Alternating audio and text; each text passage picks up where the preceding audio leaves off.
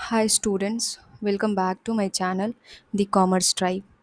हम इस वीडियो से एक नया डीएसई का सब्जेक्ट शुरू करने जा रहे हैं और वो फंडामेंटल्स ऑफ इन्वेस्टमेंट का होगा। इसमें हम दो यूनिट्स कवर कर रहे होंगे वन शॉट में, यूनिट फर्स्ट और यूनिट सेकंड। यूनिट फर्स्ट काफ़ी छोटा सा यूनिट है और काफ़ी बेसिक है। तो चलिए शुरू करते हैं। ओके। सबसे पहले हम इन्वेस्टमेंट के बारे में समझते हैं कि इन्वेस्टमेंट होता क्या है। जब हम अपने पैसे को किसी भी चीज़ में लगाते हैं, स्टॉक में, प्रॉपर्टी में, ताकि उस पे हम जो भी हमारे पास मनी है उसको हम इंक्रीज़ कर सकें, ग्रो कर सकें, तो उसको हम इन्वेस्टमेंट करते कहते हैं। फॉर एग्ज़ाम्पल कि अगर हम अपने मनी को इन्वेस्ट किए स्टॉक में, प्रॉपर्टी में, या फिर अपने किसी भी बैंक सेविंग्स अकाउंट में, एफडीज़ वगैरह में, जिस पे हमको इंटरेस्ट मिलता है, तो ये हमारा एक तरीके से इन्वेस्टमेंट हो गया। हम इन्वेस्टमेंट क्यों करते हैं? ताकि अपने मनी को हम थोड़ा मतलब इंक्रीज़ कर सकें, जो भी हमारे लाइफ के बिग गोल्स हैं उनको अचीव कर सकें और अपने फ्यूचर को सिक्योर कर सकें। एग्जांपल्स क्या क्या हैं इन्वेस्टमेंट के?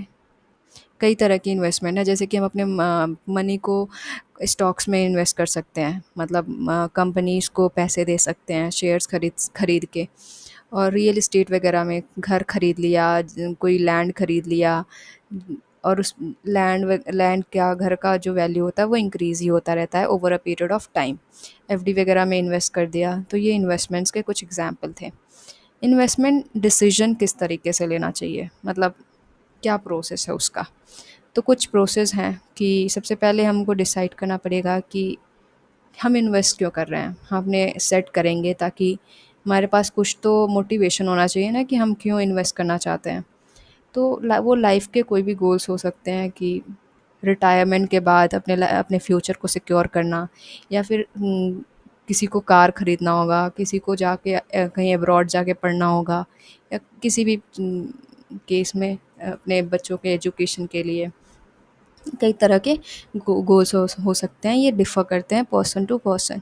फिर अपने मनी को चेक करेंगे कि हमारे पास कितना मनी है, हम कितना इन्वेस्ट कर सकते हैं, अपने जो भी डेली नीड्स को हम फुलफ़िल करने के बाद हमारे पास कितने पैसे बच रहे हैं।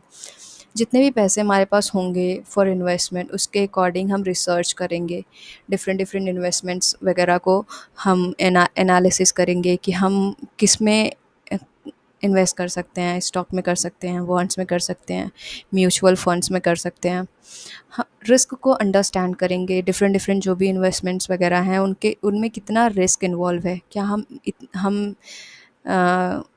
रिस्क को ज़्यादा रिस्क बियर कर सकते हैं कि नहीं कर सकते हैं। अगर हमारा मनी लूज़ भी हो सकता है, लूज़ भी हो जा रहा है, तो क्या हमारे लिए ज़्यादा मैटर कर रहा है कि नहीं कर रहा है। तो इन सारी चीज़ों को एनालाइज़ करेंगे, फिर प्लान बनाएंगे।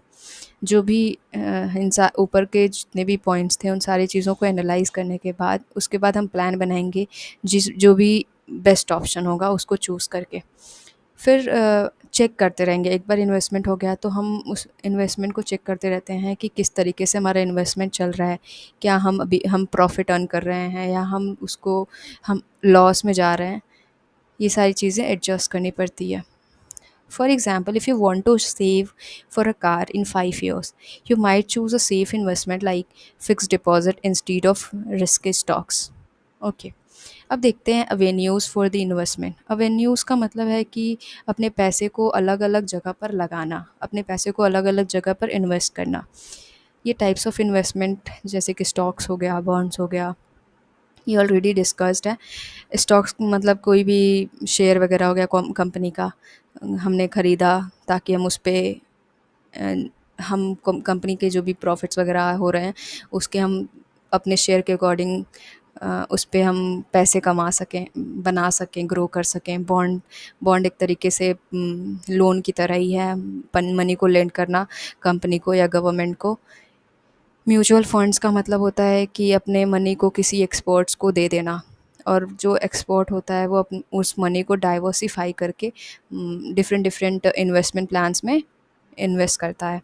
रियल एस्टेट, कोई सी भी लैंड या हाउस को ख़रीद लेना जिसकी value over a period of time grow करेगी। फिक्स डिपॉजिट, बैंक्स में फिक्स डिपॉजिट अकाउंट्स ओपन करना for a certain period of time, अपने मनी को फिक्स्ड कर देना, ठीक है? ज्वेलरी, कॉइन्स वगैरह खरीदना, इनकी value over a period of time increase होती रहती है। जब हम इन्वेस्टमेंट करते हैं तो हम क्या मतलब किस चीज़ को कौन-कौन से फीचर्स के ऊपर देखते हैं? हम देखते हैं कि रिटर्न्स उस इन्वेस्टमेंट से कितना हमें रिटर्न रिसीव होने वाला है, उसमें कितना रिस्क इन्वॉल्व है, क्या कितने टाइम पीरियड के लिए हम इन्वेस्टमेंट कर रहे हैं, for 3 years, for 5 years, long term, short term, किस तरीके से भी। और इन्वेस्टमेंट को करने के बाद उसमें लिक्विडिटी कितनी है कि हम अगर चाहें उस पैसे को निकालना अपने मार्केट में बेचने के लिए, तो उस क्या लिक्विडिटी है उसमें कि नहीं है, ये सारी चीज़ें हम देखते हैं इन्वेस्टमेंट के टाइम पे। अब देखेंगे हम difference between investment, speculation and gambling. Investment का मतलब हमने ऑलरेडी देखा कि अपने मनी को किसी भी इन्वेस्टमेंट में लगा देना एक प्रॉपर रिसर्च के बाद। इस ये मतलब उसमें एक स्टेबल ग्रोथ देखने को मिलती है, steady growth over a period of time होना चाहिए, वो इन्वेस्टमेंट होता है। For example buying stocks of good company after studying it's performance.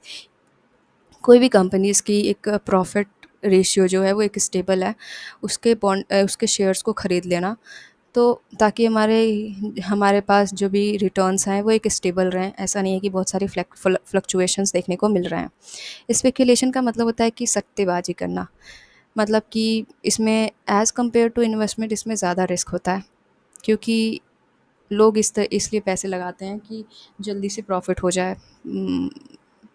एक तरीके से बिना किसी थोड़ा उनका रिसर्च का लेवल जो होता है वो कम होता है, या फिर एक ऐसे ही होता है, लेस रिसर्च रहता है। मतलब एक तरीके से गेस कि हमें लगा कि किसी भी कंपनी की जो प्राइस है उसकी स्टॉक की प्राइस हाई होने वाली है, तो हमने उसको ख़रीद लिया। एक तरीके से स्पेकुलेशन हो गया। गैम्बलिंग का मतलब है कि ये प्योरली बेस्ड होता है ऑन लक, कि अगर हमारी किस्मत अच्छी हुई तो हम जीत जाएंगे, अगर ख़राब हुई तो हम हार जाएंगे। इसमें रिसर्च जैसा एलिमेंट नहीं होता है, और इसमें हाई चांस होता है कि हम लूज़ कर जाएं अपने मनी को। For example betting money in casino. Investment is planned and safer, speculation is riskier with some analysis, लेकिन गैम्बलिंग में बिल्कुल भी एनालिसिस वाली चीज़ नहीं होती है, पूरी फुल लक बेस्ड होता है। अब देखते हैं primary market and secondary market. Primary market में जो भी buying and selling of stocks bonds होता है वो फॉर द फर्स्ट टाइम होता है। For example initial public offering. कोई भी कंपनी अगर पहली बार अपने शेयर को इशू करने जा रही है मार्केट में, तो वो प्राइमरी मार्केट में करेगी। वहीं पे secondary market, the next type of market is secondary market. Secondary market का मतलब है कि कोई भी कंपनी जो कि शेयर को इशू करती रहती है, फॉर द फर्स्ट टाइम वो नहीं कर रही है, तो उसको सेकेंडरी मार्केट में करना रहता है। जो भी अपने एग्जिस्टिंग शेयर्स वगैरह होते हैं वो सेकेंडरी मार्केट में इशू होते हैं। Second hand market for investment. You buy shares of the company from another person on the stock exchange like NSE and BSE। जो की डिफरेंस होता है primary market and secondary market में, कि primary market new shares में deal करता है और secondary market existing old shares में डील करता है। अब हम देखते हैं रिस्क क्या होता है। रिस्क का मतलब है कि हमारे कितना चांस है कि हम अपने मनी को लूज़ कर जाएंगे, जो भी हमने मनी इन्वेस्ट किया है उसको लूज़ कर जाएंगे। कुछ जो इन्वेस्टमेंट होते हैं वो सेफ़ होते हैं, मतलब उसमें लो रिस्क इन्वॉल्व होता है। वहीं पे कुछ इन्वेस्टमेंट्स ऐसे होते हैं कि हाई रिस्क इन्वॉल्व होता है उसमें, मतलब पैसे का डूब जाने का रिस्क ज़्यादा होता है। देखते हैं कौन कौन से रिस्क होते हैं। Market risk. मार्केट में चेंजेस की, डिमांड और सप्लाई में चेंजेस के कारण कारण से प्राइसेस जो भी बॉन्ड्स का हो गया, शेयर्स का हो गया, फ्लक्चुएशन देखने को मिलता है, उसको हम कहते हैं मार्केट रिस्क।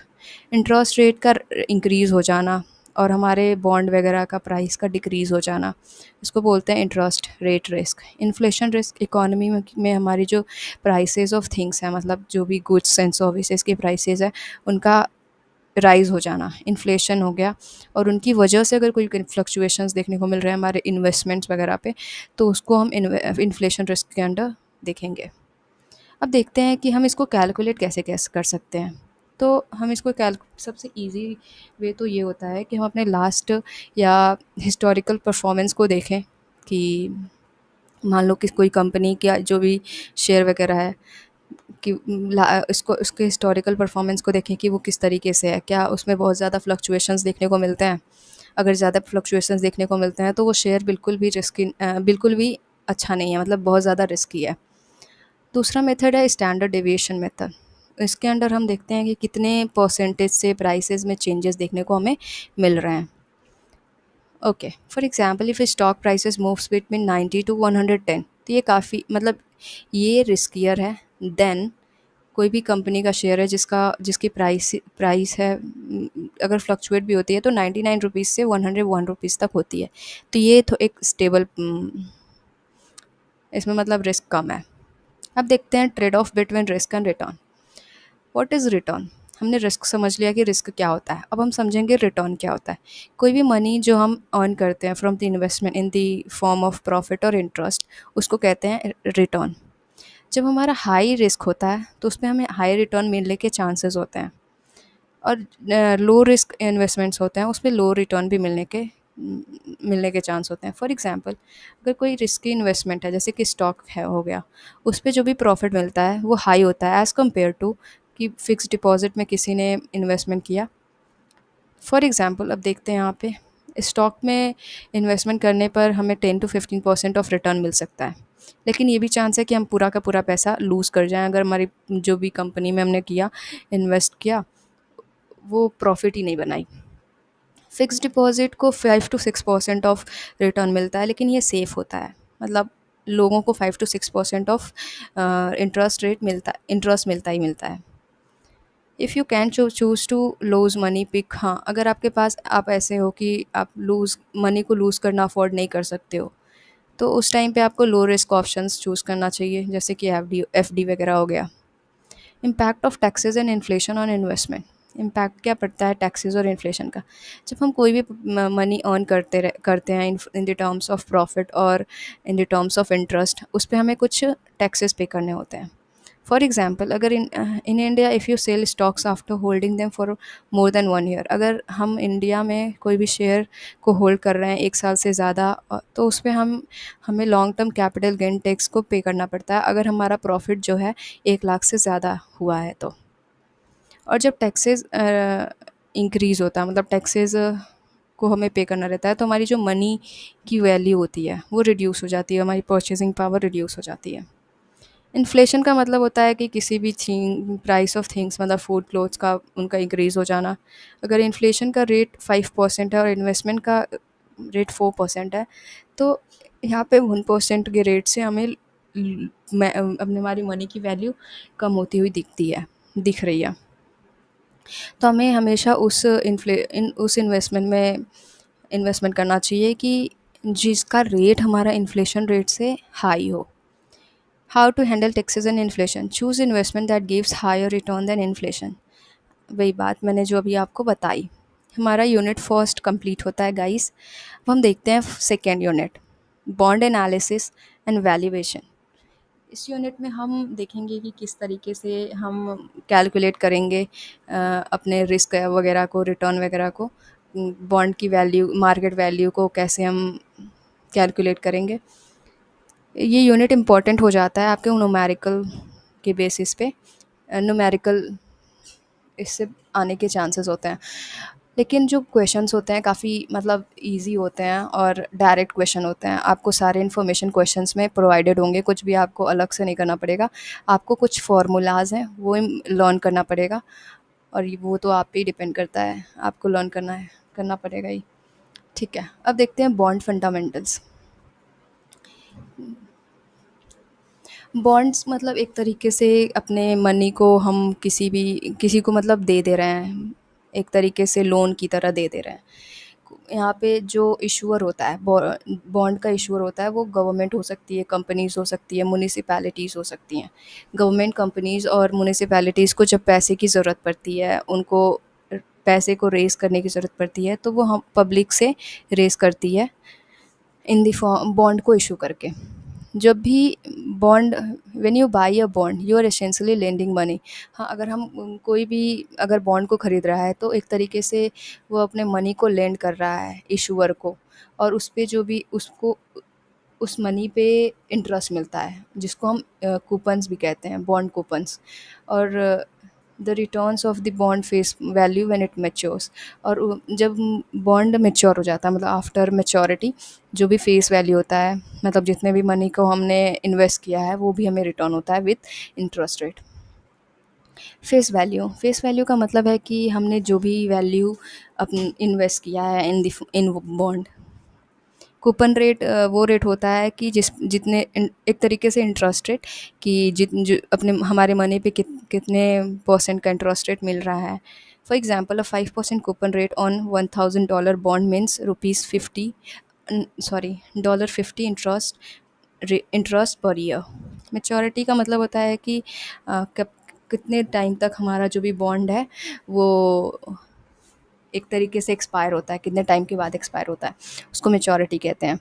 कूपन पेमेंट्स कहते हैं इंटरेस्ट पेमेंट, जो कि जो भी बोरोवर होता है वो करता है इंटरेस्ट पेमेंट। इशूअर गवर्नमेंट हो सकती है, कोई कंपनी हो सकती है, कोई लोकल गवर्नमेंट्स हो सकती है। बॉन्ड प्राइस का मतलब है कि उसकी मार्केट प्राइस क्या है, बॉन्ड की जो मार्केट प्राइस क्या है। ये डिफ़र कर सकती है फेस वैल्यू से, जो पार वैल्यू है उससे डिफ़र कर सकती है, कभी कभी सेम भी होती है। टाइप्स ऑफ बॉन्ड्स देखते हैं। कुछ बॉन्ड्स होते हैं, गवर्नमेंट बॉन्ड्स होते हैं, जो कि गवर्नमेंट इशू करती है। फॉर एग्जांपल ट्रेजरी बॉन्ड्स वगैरह हो गया। ये इसमें जो रिस्क होता है वो लो होता है, एक तरीके से सिक्योर बॉन्ड वगैरह ये होता है। कॉरपोरेट बॉन्ड्स मतलब कोई भी कंपनी इशू कर रही है, कंपनी चाहती है पैसा रेज़ करना, तो वो इशू करती है। ये रिस्कियर होता है as compared to government bond, क्योंकि इसमें कभी कभी रिटर्न्स भी लो होते हैं as compared to government bonds. Municipal bonds क्या होते हैं? कोई भी बॉन्ड जो कि लोकल गवर्नमेंट्स और म्युनिसिपैलिटीज़ के द्वारा इशू किया जाता है। ज़ीरो कूपन बॉन्ड्स वो बॉन्ड्स होते हैं जिन पे कोई भी इंटरेस्ट रेट नहीं पे होता है, लेकिन ये सोल्ड जब होता है वो एट अ डिस्काउंट पे सोल्ड होता है और रिडीम होता है एट अ फेस वैल्यू। तो जो भी डिस्काउंट और फेस वैल्यू में डिफरेंस होता है उसको एज अ इंटरेस्ट ही लोग समझ मतलब कंसिडर करते हैं। क्योंकि अब देखते हैं कि लोग बॉन्ड्स में इन्वेस्ट क्यों करते हैं। क्योंकि एक एक तरीके से ये थोड़ा लेस रिस्कियर है, इसमें एक स्टेडी इनकम देखने को मिलती है, और ये हेल्प करता है कि हम अपने इन्वेस्टमेंट प्लान्स को हम डाइवर्सिफाई कर सकें। हम देखेंगे ही कि कुछ एस्टिमेटिंग बॉन्ड यील्ड्स का मतलब है कि यील्ड का मतलब होता है कि रिटर्न, जो भी हमने हमें हमें बॉन्ड से रिटर्न रिसीव हो रहा है उसको हम यील्ड कहते हैं। और बॉन्ड यील्ड का मतलब है कि बॉन्ड बॉन्ड से जो भी इन क्या कहते हैं इंटरेस्ट रेट रिसीव हो रहा है, उसको कैलकुलेट करने के लिए कुछ मेथड्स हैं, जैसे कि करंट यील्ड। करंट यील्ड का फॉर्मूला है कि एनुअल कूपन पेमेंट, जो भी हमें पेमेंट मिलने वाली है, इंटरेस्ट रेट जो भी है एक साल का, उसको एनुअल कूपन पेमेंट कहते हैं, divided by current bond price. जो भी मार्केट प्राइस होगा बॉन्ड का, वो उसकी प्राइसिंग। अब हम देखते हैं कि उसको कैलकुलेट कैसे कहते हैं करते हैं। For with the help of one example, suppose कि किसी भी कोई भी एक बॉन्ड है जिसका फेस वैल्यू है $1000, उसका कूपन रेट है 6%। ये जो 6% है, 1000 का अगर 6% जब निकालेंगे तो वो हमारे निकल के आता है annual coupon payment. Market price $950 है। जो ये 1000 रुपीज़ बॉन्ड का हमने हमारा था, उसकी जो मार्केट प्राइस हम कैलकुलेट कर रहे हैं तो 950 निकल के आ रही है। अगर हम कैलकुलेट करते हैं अपना करंट यील्ड, तो हम उसके लिए फार्मूला यूज़ करेंगे कि market price of bond annual coupon payment divide by market price of bond into 100। तो ये हमारा जो भी कैलकुलेशन निकल के आता है वो हमारा हो जाता है बॉन्ड यील्ड, मतलब इतने परसेंट से हमारा रिटर्न आ सकता है बॉन्ड जो भी बॉन्ड में हमने इन्वेस्टमेंट किया है। The second method is yield to maturity method. Yield to maturity method is the total return on investor will earn if they hold the bond until maturity, assuming all the coupon payments are a reinvestment. Yield to maturity का मतलब है कि हम maturity के बाद तक मतलब अगर हमारी जो भी मेच्योरिटी पीरियड है, वो मान लो कि 3 साल की मेच्योरिटी पीरियड है, उन 3 साल को कंप्लीट करने के बाद आफ्टर द मेच्योरिटी जो भी हमें रिटर्न मिल रहा है उसको हम कहते हैं यील्ड टू मेच्योरिटी। ये इसका मतलब फ़ॉर्मूला देखते हैं। जो मार्केट प्राइस का फ़ॉर्मूला होता है इसको कैलकुलेट करने के लिए, कूपन पेमेंट जो भी इंटरेस्ट रेट होगा 1 साल का हम निकालेंगे, into 1 plus divide by 1 plus yield to maturity. मतलब ये, एक सेकेंड, मैं आपको एग्जांपल से समझाती हूँ पहले। मान लो कि कोई भी बॉन्ड की वैल्यू जो भी है 1000 रुपये, मैंने सेम ही एग्जांपल लिया ताकि वो ईजी हो। $1000 है, कूपन रेट है 5%।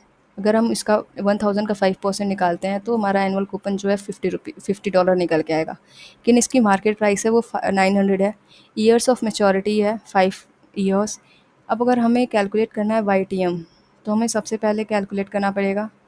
हम YTM को कैलकुलेट करने के लिए जो भी, क्या कहते हैं, एनुअल कूपन रेट था, एनुअल कूपन प्राइस जो भी है उसको हम प्लस करेंगे 1000 माइनस 900। जो भी बॉन्ड प्राइस है, बॉन्ड की जो फेस वैल्यू है उसको माइनस करेंगे मार्केट वैल्यू से और डिवाइड करेंगे मेच्योरिटी से।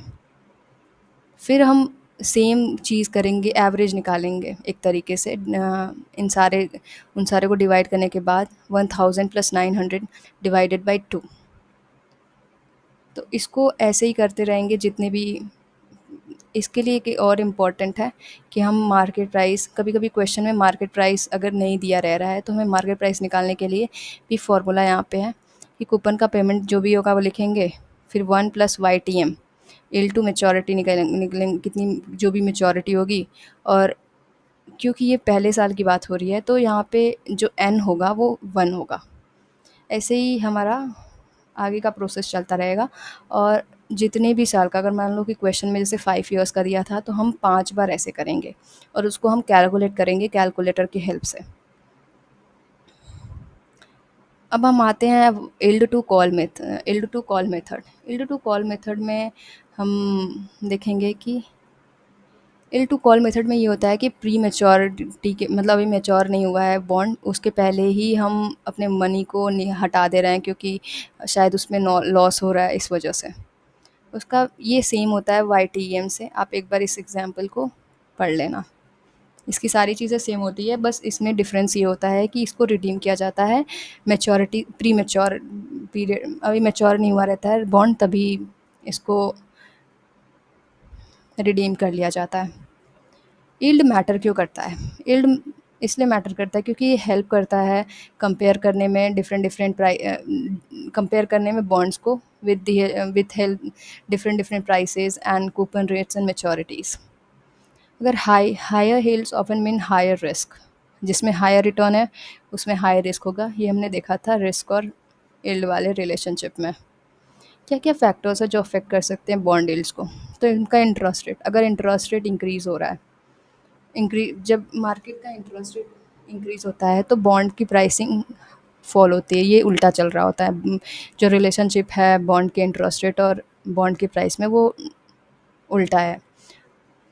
उस टाइम पे हमारे जो भी रिटर्न्स होते हैं वो इंक्रीज़ होते हैं।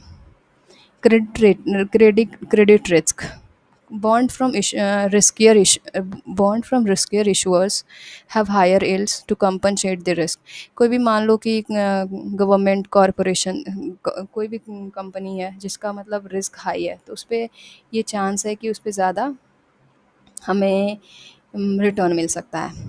टाइम्स ऑफ मैच्योरिटी, हम शॉर्ट टर्म में इन्वेस्ट करना चाहते हैं, लॉन्ग टर्म में इन्वेस्ट करना चाहते हैं, इससे भी हमारा जो रिटर्न होता है वो अफेक्ट होता है। इन्फ्लेशन रेट क्या चल रहा है इकोनॉमी का, उससे भी जो भी बॉन्ड का रिटर्न है वो अफेक्ट होता है। अब देखते हैं बॉन्ड वैल्यूएशन। बॉन्ड वैल्यूएशन अब जो भी फेयर प्राइस, मार्केट प्राइस है बॉन्ड का, उसको डिटरमाइन करने को बॉन्ड वैल्यूएशन कहते हैं। इसमें हम डिटरमाइन करते हैं कि हमारे जो भी इन्वेस्टमेंट का प्रेजेंट वैल्यू क्या है।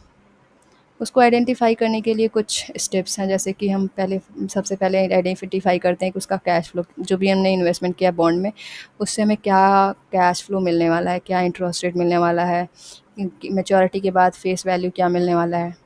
ठीक है।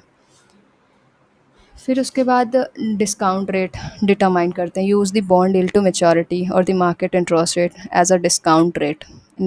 डिस्काउंट रेट को डिटरमाइन करते हैं with the help of YTM and can okay. अब देखते हैं कि प्रेजेंट वैल्यू का फॉर्मूला क्या होता है, प्रेजेंट वैल्यू कैसे हम कैलकुलेट करते हैं। तो जो भी कैश फ्लो हो रहा है इंटरेस्ट रेट के रूप में या फिर पार वैल्यू जो भी मिलता है उसको डिवाइड करेंगे 1 प्लस डिस्काउंट रेट जो भी वाईटीएम होगा उससे। फिर उसको number of periods until the cash flow is received. जो भी मान लो 1 साल का हमने कैश फ्लो लिया, 1 साल का हमने रिटर्न लिया, तो यहाँ पे जो ईयर होगा वो 1 होगा। एग्ज़ाम्पल की हेल्प से समझते हैं। कोई भी बॉन्ड की जो फेस वैल्यू है वो $1000 है, उसका कूपन रेट है वो 5% है। तो ये जो यहाँ पे एनुअल इंटरेस्ट रेट हो जाएगा, इंटरेस्ट प्राइस जो होगा वो $50 होगा। मैच्योरिटी 3 इयर्स दी है, वाईटीएम डिस्काउंट रेट दिया गया है 6%। आप वाईटीएम अगर डिस्काउंट रेट के नेम से डायरेक्ट क्वेश्चन में नहीं आता है तो वाईटीएम के नेम से आएगा। आप मतलब यील्ड टू मैच्योरिटी के नेम से आएगा, तो उसको भी आप कंसिडर कर लेना। तो मान लो यहाँ पे 50 रुपीज़ का हमारा कैश फ्लो हो रहा है पहले साल में, तो डिवाइड बाई इसको करेंगे 1। ये 1 जो है वो हर में मतलब रहेगा, प्लस 0.6%, 6% का 0.06 करेंगे। ये हम परसेंटेज के टर्म में नहीं लिखते हैं, डिवाइड बाई 100 करके लिखेंगे। और क्योंकि यहाँ पे पहला साल है तो यहाँ पे 1 लिखेंगे और कैलकुलेट करेंगे कैलकुलेटर की हेल्प से जो भी नंबर आएगा। फिर हम सेम सेकेंड ईयर के लिए भी करेंगे, लेकिन थर्ड ईयर जो भी लास्ट ईयर होगा हम ये ध्यान में रखेंगे कि 50 रुपीज़ हमारा इंटरेस्ट का तो मिल ही रहा है, लेकिन 1000 रुपीज़ जो भी हमारी पार वैल्यू है वो भी मिल रहा है। उसके हेल्प से ये कैलकुलेट करेंगे और इन तीनों को ऐड करने के बाद जो भी हमारी प्राइसिंग आ रही है उसको हम कहेंगे कि प्रेजेंट वैल्यू है वो बॉन्ड का। अगर प्रेजेंट वैल्यू जो भी प्रेजेंट वैल्यू निकल के आई है, मतलब बॉन्ड की प्राइस जो निकल के आई है, अगर फेस वैल्यू से कम है तो ऐसा माना जाएगा कि वो सोल्ड किया गया है एट डिस्काउंट। अगर बॉन्ड प्राइस की वैल्यू ज़्यादा होगी फेस वैल्यू से तो वो सोल्ड किया गया है एज एट प्रीमियम। अगर इक्वल होती है तो सोल्ड किया गया है एट पार। हम देखते हैं relationship between bond price, interest rate and terms to maturity. तो फर्स्ट रिलेशनशिप इज़ कि bond price and interest rate में रिलेशनशिप क्या देखते हैं। जो बॉन्ड प्राइस और इंटरेस्ट रेट की जो रिलेशनशिप होती है वो अपोजिट डायरेक्शन में फॉल करती है। जैसे कि अगर इंटरेस्ट रेट बढ़ता है तो बॉन्ड की प्राइस डिक्रीज़ करती है, और इंटरेस्ट रेट अगर डिक्रीज़ कर रही है तो बॉन्ड की प्राइसिंग है वो हाई होगी। For example, if a bond pays a 5% of coupon and market interest rate rise to 6%, the bond price will fall below its face value to make its yield competitive. अब हम देखते हैं कि bond pricing और term to maturity में क्या वो है। अगर हम लंबे टाइम के लिए कर रहे हैं मैं किसी भी बॉन्ड में इन्वेस्ट, तो जो भी हमें उसमें ज़्यादा फ्लक्चुएशंस देखने को मिल सकते हैं, सेंसिटिव होता है तरीके से। लॉन्ग टर्म बॉन्ड में अगर इन्वेस्ट कर रहे हैं, मान लो 30 ईयर्स के लिए इन्वेस्ट कर रहे हैं, तो उसकी जो प्राइसिंग में फ्लक्चुएशंस देखने को मिलेगा, जो इंटरेस्ट रेट में फ्लक्चुएशंस देखने को मिलेगा वो हाई होगा एज़ कम्पेयर टू कि हम किसी शॉर्ट टर्म में इन्वेस्ट कर रहे हैं। ऐसा इसलिए होता है क्योंकि जो मार्केट के रेट्स होते हैं वो लंबे टाइम में चेंज होंगे ही होंगे, तो वो बहुत ज़्यादा इम्पैक्ट डाल देते हैं हमारे बॉन्ड की प्राइसिंग वगैरह पे। तो ये यहाँ पे एक समरी है, जैसे इंटरेस्ट रेट अगर इंक्रीज़ हुआ तो बॉन्ड की प्राइसिंग डिक्रीज़ हो रही है, इंटरेस्ट रेट डिक्रीज़ हुआ तो बॉन्ड की प्राइस इंक्रीज़ होती है। लॉन्गर टाइम के लिए हम किसी चीज़ में इन्वेस्ट कर रहे हैं तो उसमें काफ़ी सारे फ्लक्चुएशंस देखने को मिल सकते हैं रेट चेंजेस में। शॉर्ट टर्म के लिए करते हैं तो as compared to longer term ये थोड़े कम फ्लक्चुएट करते हैं। अब हम देखते हैं bond risk and credit ratings. ने बॉन्ड रिस्क मतलब कि जो बॉन्ड्स होते हैं वो रिस्क फ्री तो इन्वेस्टमेंट तो नहीं होता है, उसमें काफ़ी ज़्यादा रिस्क इन्वॉल्व होता है। टाइप्स ऑफ बॉन्ड्स देखते हैं। इंटरेस्ट रेट का हाई हो जाने से बॉन्ड की प्राइस का फॉल हो जाना, उसको इंटरेस्ट रेट रिस्क कहते हैं। Long term bonds are more expose, जो भी लॉन्ग टर्म बॉन्ड्स होते हैं, लॉन्ग टर्म इन्वेस्टमेंट्स होते हैं बॉन्ड्स के, उसमें ज़्यादा रिस्क इन्वॉल्व होता है। क्रेडिट रिस्क का मतलब है कि मान लो कि जिस कंपनी को हमने लेंड किया है अपनी मनी को in the form of bond, वो डिफ़ॉल्ट कर जाता है, वो नहीं कर पाता है पेमेंट बैक, अपने इंटरेस्ट को पेमेंट नहीं कर पा रहा है, जो भी पार वैल्यू उसको पेमेंट नहीं कर पा रहा है, उसको कहते हैं credit risk. Inflation risk, inflation economy में इन्फ्लेशन की वजह से जो हमारी बॉन्ड की प्राइसिंग है उसका डिक्रीज़ हो जाना, तो उसको इन्फ्लेशन रिस्क कहते हैं। कॉल रिस्क भी मैच्योर पीरियड में ही, मतलब जो भी बॉन्ड है वो मैच्योर नहीं हुआ है, उसको पहले ही रिडीम करना पड़ रहा है क्योंकि उसका इंटरेस्ट रेट घट रहा है, फॉल हो रहा है, तो उसको कॉल रिस्क कहते हैं। लिक्विडिटी रिस्क मतलब कोई भी बॉन्ड है जो कि लिक्विडिटी नहीं है उसमें प्रेज़ेंट, मतलब कि उसको हम अगर हम मार्केट में बेचना चाहें तो हम नहीं बेच सकते हैं, तो उसको बोलते हैं लिक्विडिटी रिस्क। क्रेडिट रेटिंग देखते हैं। क्रेडिट रेटिंग एजेंसीज़ होती हैं जो कि असेस करती हैं कि इशूअर क्रेडिट रेटिंग्स में कुछ एजेंसीज़ होती हैं जो असेस करती हैं इशूअर की एबिलिटी कि क्या वो बॉन्ड का जो भी पेमेंट वगैरह है, par value, principal amount maturity के बाद, और जो इंटरेस्ट रेट है वो पे कर पा रहा है कि नहीं कर पा रहा है। ये काम क्रेडिट रेटिंग एजेंसीज़ कर रही होती हैं।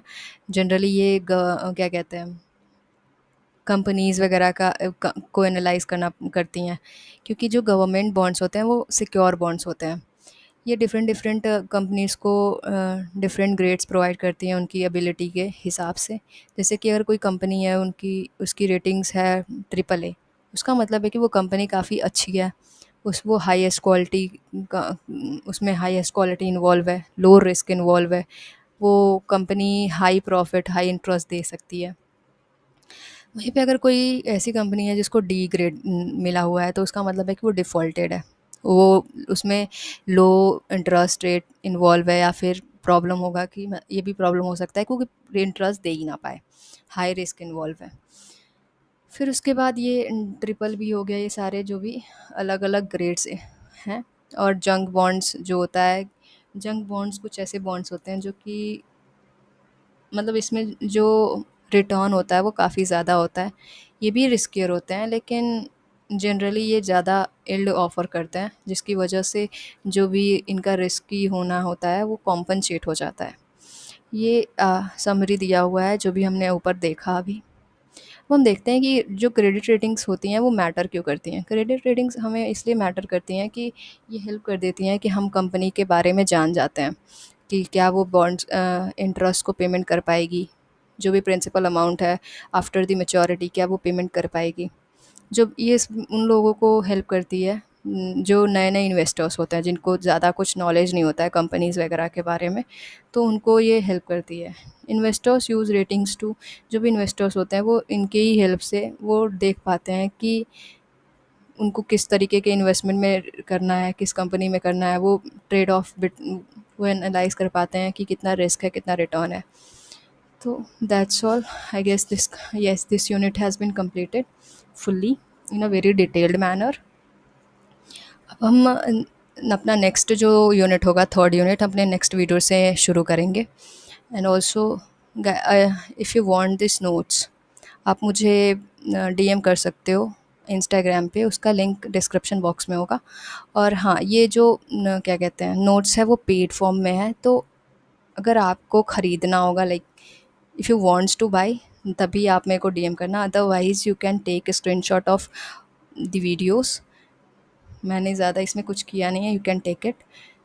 That's all for this video guys, thanks for watching my video.